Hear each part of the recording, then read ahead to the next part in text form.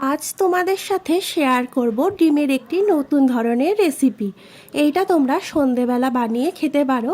এই রেসিপিটা ছোট থেকে বড় সকলেরই খুব ভালো লাগবে। ভিতরটা থাকবে নরম আর বাইরেটা থাকবে ক্রিস্পি। তাহলে চলো আজকে ভিডিওটা শুরু করা যাক। এই রেসিপিটার জন্য আমাদের লাগবে ডিম। আমি এখানে 4টে ডিম নিয়ে নিয়েছি। তোমরা তোমাদের পরিমাণ মতো ডিম বাড়াতে বা কমাতে পারো। প্রথমে আমি একটা পাত্রে ডিমগুলো আস্তে আস্তে ভাবে ভেঙে নেব। খুব সহজেই কিন্তু এই রেসিপিটা বানিয়ে নেওয়া যায়, বেশি কিছু লাগে না। কম উপকরণেই একটা সুন্দর রেসিপি তৈরি হয়ে যাবে, যেটা সন্ধেবেলা চা বা কফির সাথে কিন্তু খেতে অসাধারণ লাগবে। তাহলে চলো প্রথমে ডিমগুলো ভেঙে নিই, তারপর আবার তোমাদের সামনে ফিরে আসছি।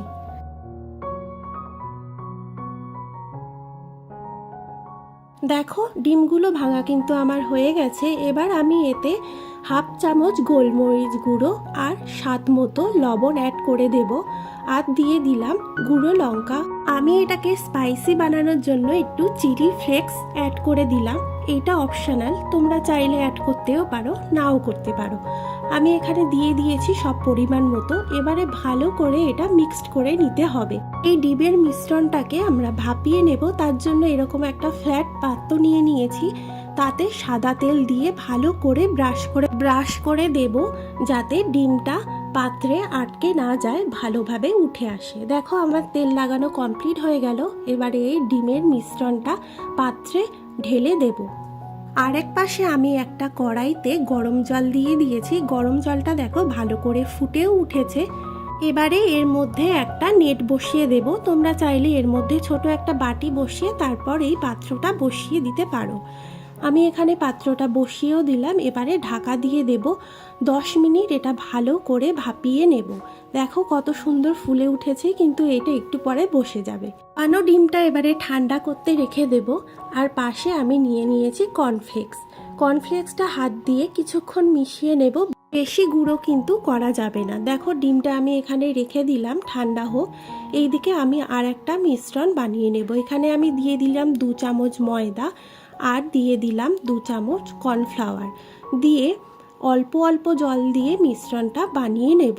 মিশ্রণটা কিন্তু খুব পাতলা হবে না, একটু ঘন রাখতে হবে। চলো এবারে ডিমটা কেমন হয়েছে দেখে নেওয়া যাক। দেখো একটা ছুরি দিয়ে আমি 4-5টা ছাড়িয়ে নিলাম। নিয়ে একটা খুন্তির সাহায্যে ভালোভাবে ডিমটাকে তুলে নেব। আজকে আমি বানাচ্ছি এগ ফিঙ্গার ফ্রাই। দেখো আমি ডিমটা তুলে নিয়েছি একটা থালাতে। এবারে আমি লম্বা লম্বা শেপ করে কেটে নেব।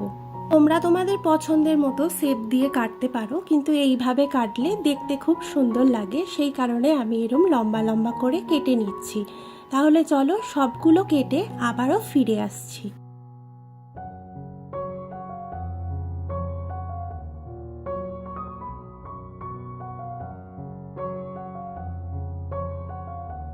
দেখো এরকম লম্বাভাবে কেটে নিয়েছি, দেখতে কি সুন্দর লাগছে।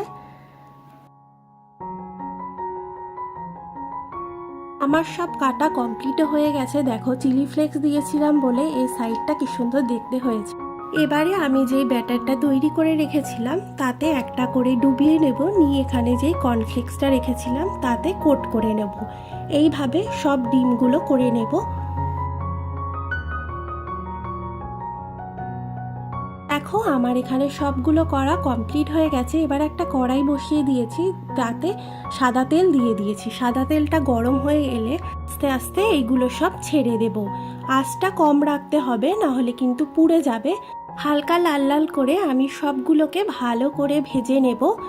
দেখো আমার কালারটা কত সুন্দর এসছে, হয়েও গেছে, তুলে নিয়েছি।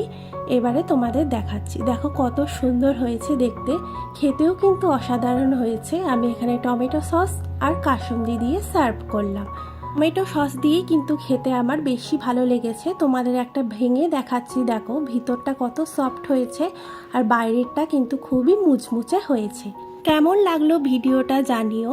তোমাদের সবার লাস্টে সাউন্ডটা শোনাবো যে এটার কতটা মুচমুচে হয়েছে।